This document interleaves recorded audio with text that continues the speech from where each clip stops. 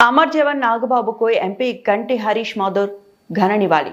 దేశ రక్షణ కోసం తన జీవితాన్ని అంకితం చేసిన అమర్ జవాన్ బడుగు నాగబాబు సేవలు చిరస్మరణీయమని అమలాపురం పార్లమెంట్ సభ్యులు గంటి హరీష్ మాథూర్ కొనియాడారు. డాక్టర్ బిఆర్ అంబేద్కర్ కోనసీమ జిల్లా అల్లవరం మండలం బోడసకూరు గ్రామానికి చెందిన నాగబాబు ఇటీవల అనారోగ్యంతో కన్నుమూసిన సంగతి తెలిసిందే. ఈ నేపథ్యంలో సోమవారం గ్రామంలో నిర్వహించిన నాగబాబు సంతాప సభకు ఎంపీ హరీష్ మాథూర్ ఇచ్చేసి జవాన్ చిత్రపటానికి పూలమాలలు వేసి ఘనంగా నివాళులర్పించారు. కుటుంబానికి అండగా ఉంటాం. అనంతరం నాగబాబు కుటుంబ సభ్యులను పరామర్శించిన ఎంపీ వారికి తన ప్రగాఢ సానుభూతిని తెలియజేశారు.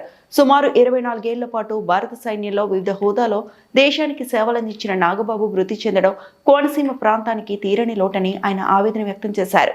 దేశ సరిహద్దుల్లో ప్రాణాలకు తెగించి పోరాడే సైనికుల కుటుంబాలకు ప్రభుత్వం ఎల్లప్పుడూ అండగా ఉంటుందని, నాగబాబు కుటుంబానికి రావాల్సిన ప్రయోజనాలు అందేలా తన వంతు కృషి చేస్తారని హామీ ఇచ్చారు. అధికార లాంఛనాలపై అసహనం. ఇదే సమయంలో దేశానికి సుదీర్ఘకాలం సేవలందించిన జవాన్ కు అంత్యక్రియల సమయంలో దక్కాల్సిన అధికార లాంఛనాలు, గౌరవ వందనం విషయంలో జరిగిన జాప్యంపై ఎంపీ హరీష్ మాథూర్ అసహనం వ్యక్తం చేశారు. సైనికుల పట్ల గౌరవం తగ్గకుండా చూడాల్సిన బాధ్యత అధికారులపై ఉందని ఆయన గుర్తు చేశారు. ఈ కార్యక్రమంలో స్థానిక నాయకులు, జనసేన, టీడీపీ కార్యకర్తలు మరియు గ్రామస్తులు భారీ సంఖ్యలో పాల్గొని అమర్ జవాన్కు నివాళులర్పించారు. అందరికీ నమస్కారాలు తెలియజేసుకుంటూ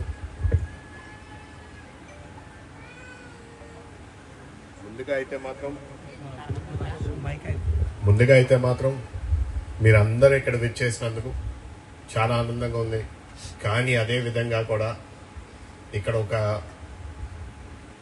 బడుగు నాగబాబు గారని, ఆయన చనిపోయిన 11వ రోజుకి ఆత్మశాంతి కలగాలని ఏకైక ఆలోచనతో మీరందరూ ఇక్కడ విచ్చేయడం, ఆ బాధని చెప్పుకోవాలని చెప్పి ఆనాడు నేను జరిగిన రోజున మరుసటి రోజు నేను ఇక్కడ రావడం జరిగింది. అప్పుడు కుటుంబ సభ్యులతో అడిగి తెలుసుకున్నప్పుడు హఠాత్తుగా జరిగిపోయిందండి.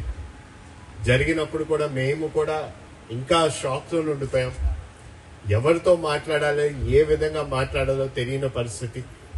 ఆయన 2003 నుంచి ఆర్మీలో ఉన్నప్పుడు ఆయన అప్పుడు ఇచ్చిన అడ్రస్ ప్రకారం ఉమ్మడి ఈస్ట్ గోదావరి ఇచ్చారు. ఇప్పుడేమో 3 జిల్లాలుగా మారిపోయింది. కానీ ఆ అడ్రస్ అప్డేట్ చేయలేని పరిస్థితి. దానివల్ల కమ్యూనికేషన్ మిస్అప్ వల్ల చాలా వరకు ఆయనకి చనిపోయిన తర్వాత జరగాల్సిన లాంఛనాలన్నీ కూడా అవలేన పరిస్థితి. అప్పుడు వాళ్ళు రావడం కూడా జరిగింది. కానీ వాళ్ళు అప్పుడు ఈస్ట్ గోదావరి అనుకుంటే రాజమహేంద్రవరంకి వెళ్ళిపోయి అక్కడ వేచి చూశారు. అక్కడి నుంచి కాకినాడ వచ్చారు. లాస్ట్కి ఇంకా ఆగలేని పరిస్థితి. సో కుటుంబంగా మరి మా కుటుంబ సభ్యులు 5 అన్నదమ్ములు, దాని తర్వాత 2 చెల్లెలు, వీళ్ళందరూ ఉన్నప్పుడు కూడా వాళ్ళందరికీ ఏమీ జరగలేనప్పుడు లోపల మనసులోని చాలా బాధ ఉంటుంది. అదేవిధంగా మాకు అది తెలియపరిచినంటే వాళ్ళ లెజిస్లేటివ్లోని మేము కూడా ఒకసారి మాట్లాడి సంప్రదిస్తూ ఏ విధంగా మనం చేయగలుగుతాం అనేది వాళ్ళతో కూడా మాట్లాడితే వాళ్ళు కూడా అద్భుతంగా స్పందించారు. లేదు సార్, మేము కూడా ఒకసారి ఆయనతో పాటు తోటి కలిసి పనిచేసిన వాళ్ళని మేము ఒక్కసారి తెలియపరుస్తాం. ఎందుకంటే ఆర్మీలోని ఎలా ఉంటుందంటే సార్, మేము ఎప్పుడు చాలా వరకు మేమందరం కూడా తెలుసుకోవాలనుకుంటాం. కానీ చాలాసార్లు కూడా తెలియని పరిస్థితి.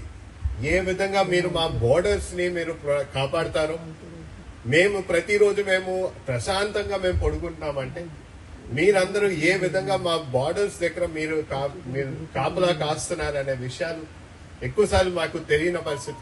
మేము అందుకే ప్రత్యేకంగా మా నాగబాబు గారి విషయంలోకి వచ్చినప్పుడు మీరు వచ్చి, ఎందుకంటే 21 సంవత్సరాలు ఆయన ఆర్మీలో ఆయన పనిచేశారు, ఆ విషయాలు మీరు వచ్చి మీరు వేదిక పైన మీరు ఈ రోజు మీరు ఒక్కసారి తెలియపరచుకుంటారని. ఎందుకంటే చాలా మంది యువతరానికి వీళ్ళందరికీ కూడా తెలియని పరిస్థితి. వాళ్ళు వచ్చేదే సంవత్సరానికి ఏదో ఒక 20 రోజులన్నా 15 రోజులన్నా వచ్చి వాళ్ళు వెనక్కి వెళ్ళిపోవచ్చు. అంటే 30 రోజులకి సెలవులు ఇచ్చినా సరే మధ్యలోని ఎప్పుడన్నా సరే ఏదన్నా హఠాత్తుగా అయినా జరిగితే వెనక్కి పిలిచిన పరిస్థితి ఉంటుంది. కానీ అప్పుడు కూడా వాళ్ళు బట్టలు బ్యాగ్స్ సర్దుకుని వాళ్ళు వెనక్కి వెళ్ళిపోవాలి. సో వారికి ఎప్పుడు తెలీదు, సెలవులు వచ్చాయని చెప్పి రావచ్చు కానీ మధ్యలో వెనక్కి కూడా రప్పించుకునే పరిస్థితి ఉంటుంది. కానీ బార్డర్ దగ్గర ఉన్నప్పుడైనా సరే, లేకపోతే ఏదైనా ఆపరేషన్ సింధూర్ ఇవన్నీ జరిగినప్పుడు ఎంత క్రిటికల్ గా వాళ్ళు ప్రతి ఒక్కళ్ళు పాత్ర ఉంటుందో ఆయన చెప్పారు. నాగబాబు గారు ఏ విధంగా బ్యాక్ బోన్ గా ఉన్నారు. కమ్యూనికేషన్ కానీ అప్పుడు కానీ ఏదైనా సమస్య వస్తే చాలా వరకు విల్ లూజ్ అ వార్. కానీ ఆ విషయంలోని ఈయన కీలక పాత్ర పోషించారని చెప్పి. సో ఆయన 21 సంవత్సరాలు ఆయన ఆ విధంగా ఆయన పనిచేశారు. మన బోర్డర్స్ ని ఆయన ప్రొటెక్షన్ లోనే ఆయన నిలబడ్డారని, ఆయనకి ఖచ్చితంగా వాళ్ళ రెజిన్ నుంచి అందరినీ కూడా రప్పించి ఆయన గురించి మాట్లాడించాలని అనుకున్నాను. ప్రత్యేక ధన్యవాదం సార్. మీరు వచ్చి అద్భుతంగా మీరు మాట్లాడారు. ఏ విధంగా ఆయన పనిచేశారనే విషయాలు మీరు అంతా తెలియపరిచినందుకు మరొక్కసారి మీకు ప్రత్యేక ధన్యవాదాలు తెలుపుకున్నా. అదేవిధంగా కుటుంబ సభ్యులతో నేను చర్చించినప్పుడు చాలా వరకు కుటుంబ సభ్యులు మాకు చాలా విషయాలు తెలియపరిచారు. మాకు కూడా తెలియదండి ఇప్పుడు ఏ విధంగా ఉండాలని.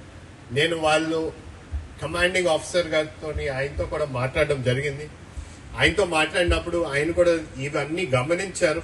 సార్ చాలా వరకు కూడా ఇందులోని అడ్రస్లు ఇవన్నీ కూడా తప్పున్నాయి. మదర్ పేరు మీద కూడా కొన్ని విషయాలు సరిగ్గా లేని పరిస్థితి ఉన్నాయి. నేను అవన్నిటినీ కరెక్ట్ చేస్తాను సార్.